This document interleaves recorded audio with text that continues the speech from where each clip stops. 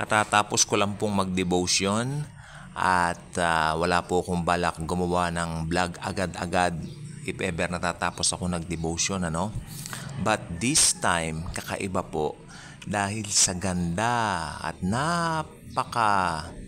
masasabi kong lakas na mga revelations ng devotion kong ito ngayong umaga. Sabi ko, okay, magre-record na ako para at least yung mga revelation fresh, no?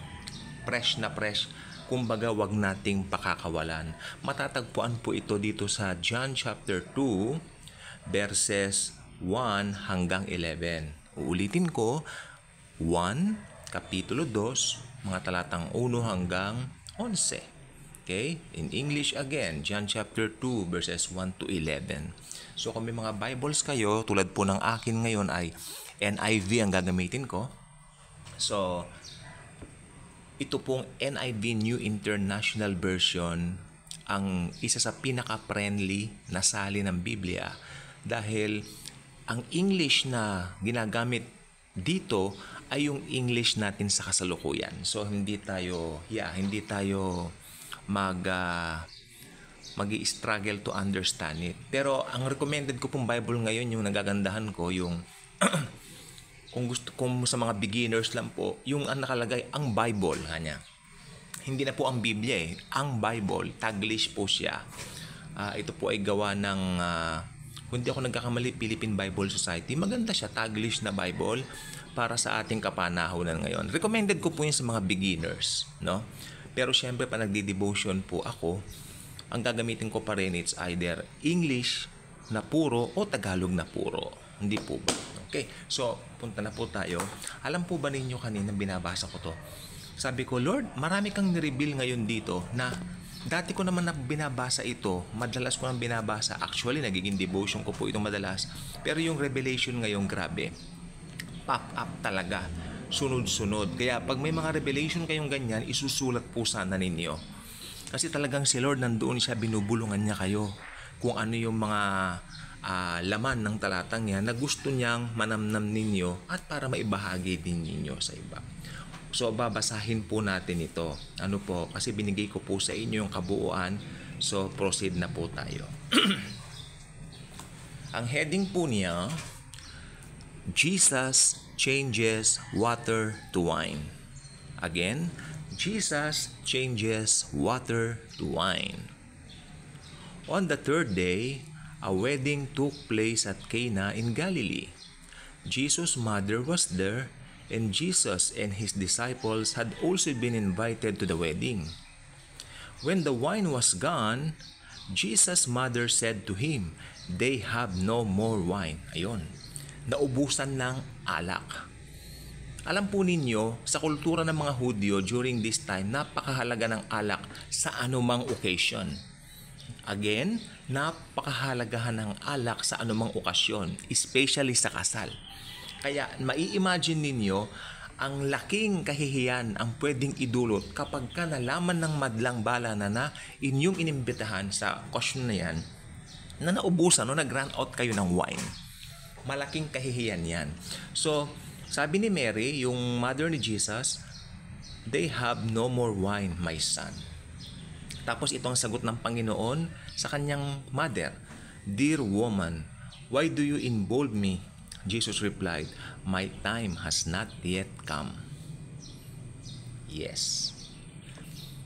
Woman, ang tawag niya sa mother niya. Ito po ba ay kawalan ng respeto? Hindi. Ibig sabihin nga, pag tinatawag niyang woman, buong, sa kultura ng mga Hudyo, buong paggalang, no? Na ina-address niya ang kanyang mother na woman. At saka siyempre, si Jesus po ay Diyos. Alam ng mother niya na si Jesus lang ang dapat sundin. Kaya tignan niyo ang sabi ni Mary sa verse 5. His mother said to the servants, "Do whatever he tells you." Kung anong sasabihin ng aking anak, gawin lang ninyo. Alam ni Mary na si Jesus ay Diyos. Alam ni Mary na si Jesus lang ang kaligtasan. Tinuturo ni Mary ang mga tao kay Jesus. Siya ang Diyos. Siya ang pinakamakapangyarihang Diyos. Gawin ninyo ang pinapagawa niya. Yan ang sabi ni Mary sa mga servants, no? So, yan. Do whatever He tells you.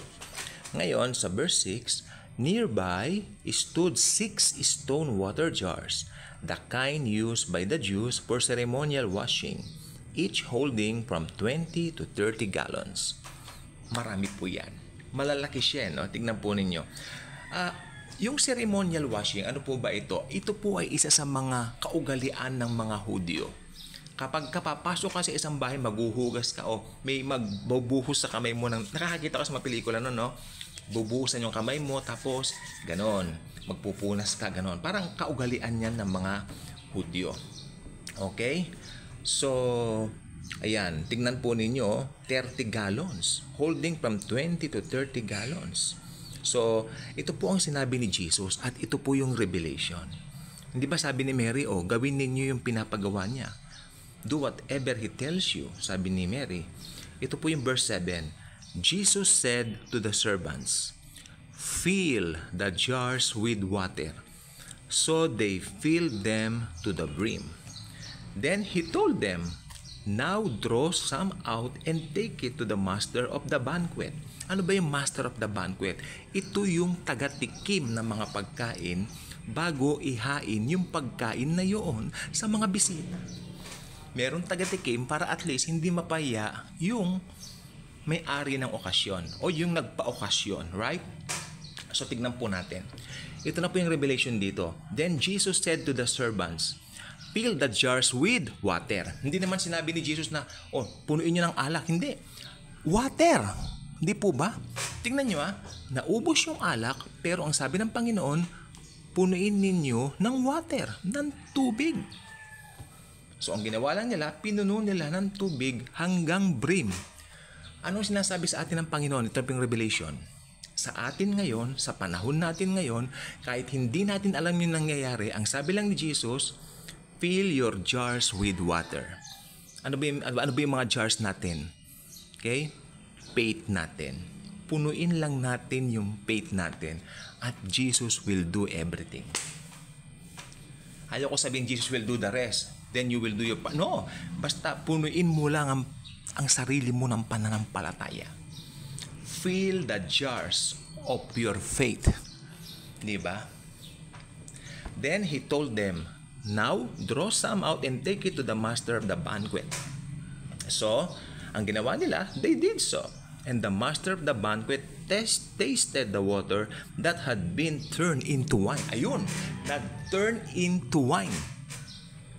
Basta ganito po, marami pong bagay sa buhay nating mga Kristiyano na hindi natin alam kung paano mag-turn out, how's it going to play, in the future. But ito pong gusto kong sabihin, let us fill our jars with faith. Diba? Napakaganda. Jesus is in control. I have to fill my jars in faith in the Son of God who loves me and gave Himself for me. Ayan. They did so, and the master of the banquet tasted the water that had been turned into wine. Ito pa another revelation. He did not realize where it had come from, though the servants who had drawn the water knew. Then he called the bridegroom aside and said, ito na po, everyone brings out the choice wine first, and then the cheaper wine after the guests have had too much to drink. But you have saved the best till now. This is the first of His miraculous signs Jesus performed at Cana in Galilee. He thus revealed His glory, and His disciples put their faith in Him. Sa madaling salita, naniwala sila sa Panginoong Hesukristo. Tignan po ninyo, basta ang sabi ni Jesus, kumuha kayo doon sa pinununin yung tubig at dalhin ninyo sa master of the banquet. Ngayon, yung master of the banquet, hindi niya na-realize kung saan galing yon. Pero nakakaalam yung mga servants.